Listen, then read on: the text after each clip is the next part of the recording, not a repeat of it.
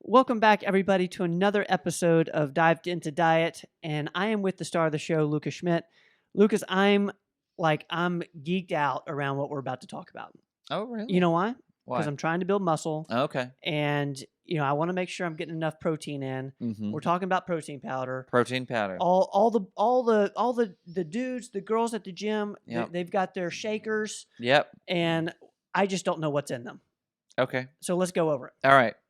So this is going to be a rundown of the basics of protein powders and what to look for, what to avoid, etc. So I've categorized them. I have my notes here so I don't forget anything. I've categorized them: plant proteins, animal proteins. Okay. That's in powder form. In powder form. Yep. That's the sort of overarching. I'm sure there's some niche protein powders out there that somehow they have to fall in those two categories.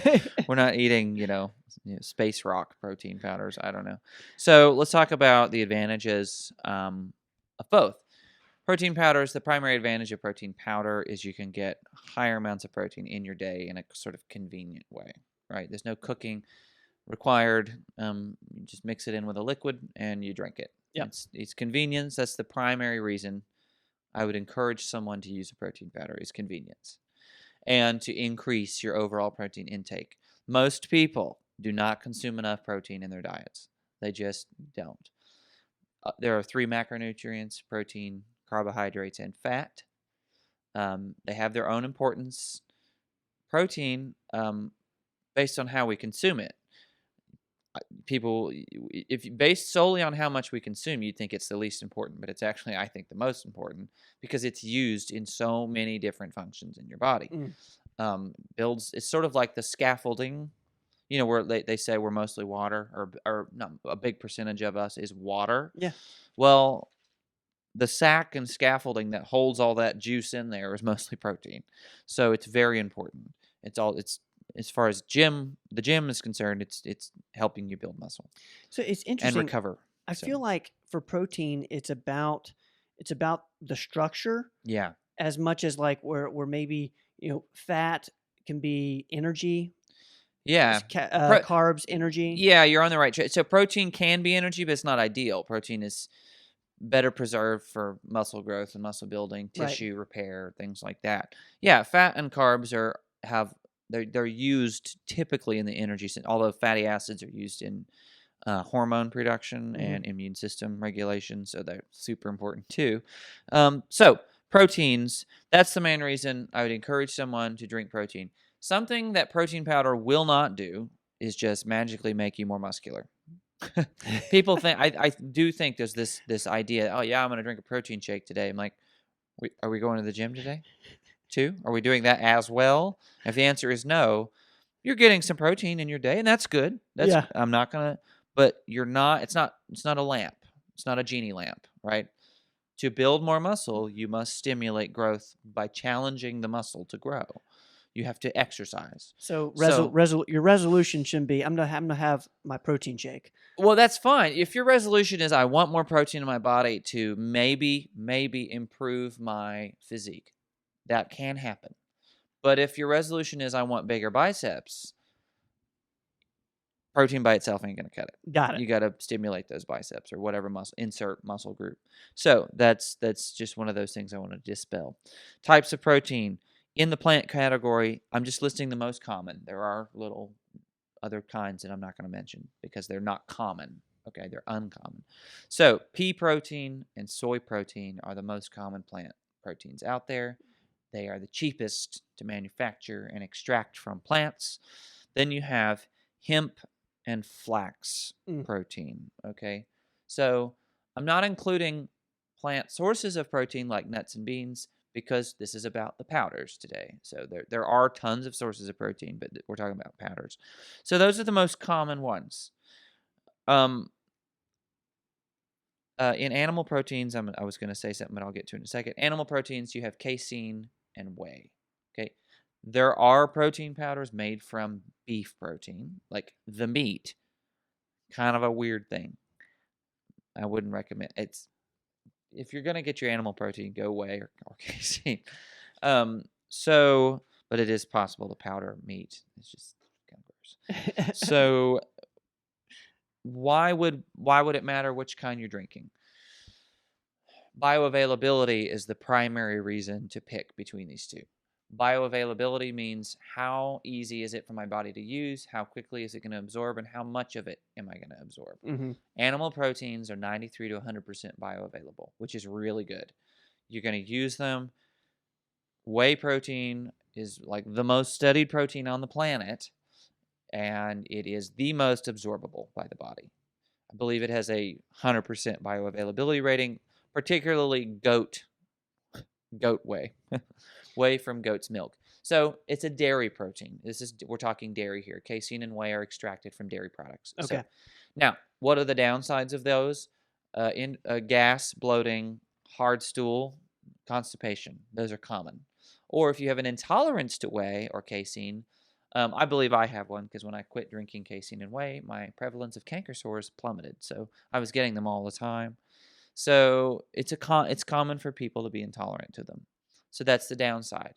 But if you're not intolerant to them, they're pretty good for building muscle because you absorb and use all of it.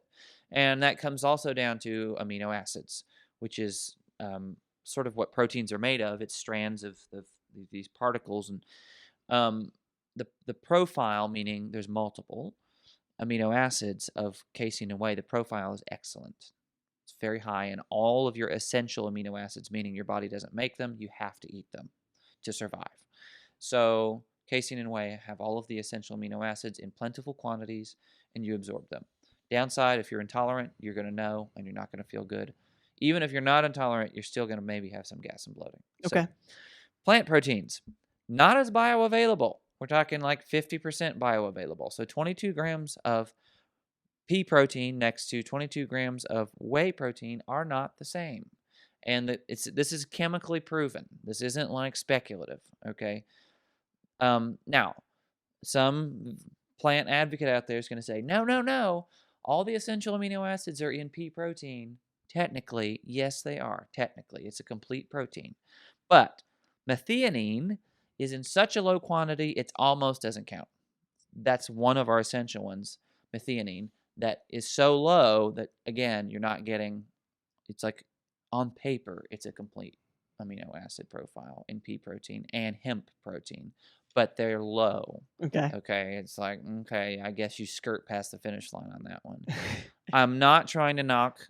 If I use protein powders, I use vegan ones, not because I'm a vegan, but because my stomach tolerates them better.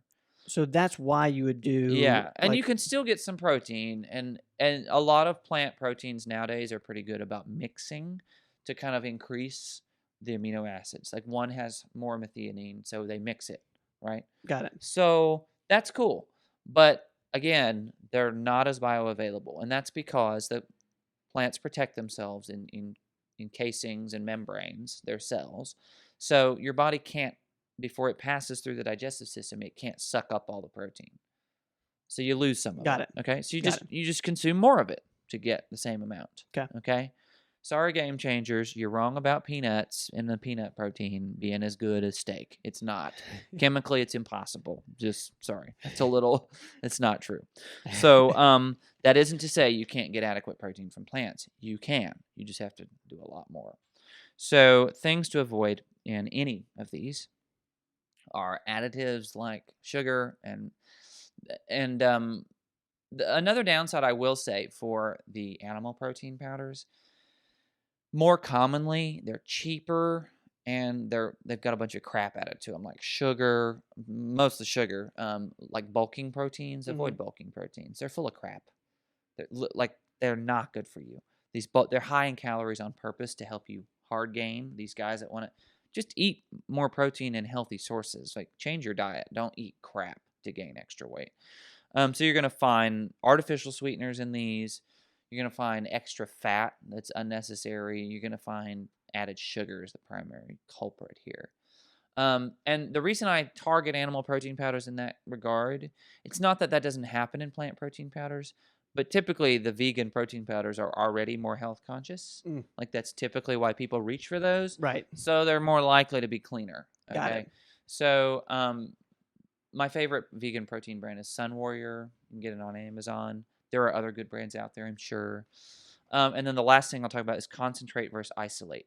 So you might have seen soy isolate, soy concentrate, whey isolate on both sides. That is a difference of the irony here is that isolates are more concentrated than the concentrate. That's the irony. So whey isolate is the most pure form of whey you can get. The purest way you can get.